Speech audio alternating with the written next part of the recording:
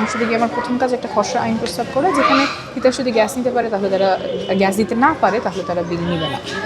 তারপরে যদি সরকার ব্যর্থ হয় পাইপলাইনে গ্যাস সরবরাহ করতে, তখন তাদেরকে ন্যায্য মূল্যে অবশ্যই সিলিন্ডারের গ্যাস বা বিকল্প ব্যবস্থা করতে হবে, এবং সেখানে যদি সিন্ডিকেট হয় তাহলে প্রশাসনের সাথে সমন্বয় করে সেখানে কঠোর পদক্ষেপ নেওয়ার প্রয়োজন।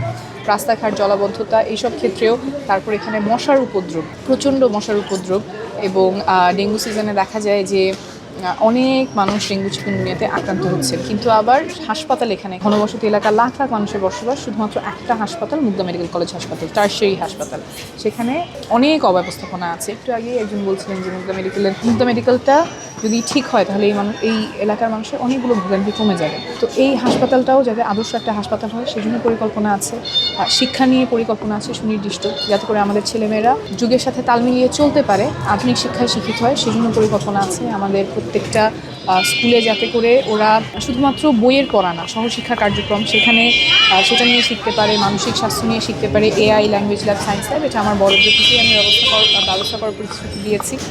তারপরে আমাদের নিরাপত্তা, এটা অনেক গুরুত্বপূর্ণ একটা বিষয়, বারবার আমার এলাকার মানুষের কাছ থেকে উঠে এসেছে।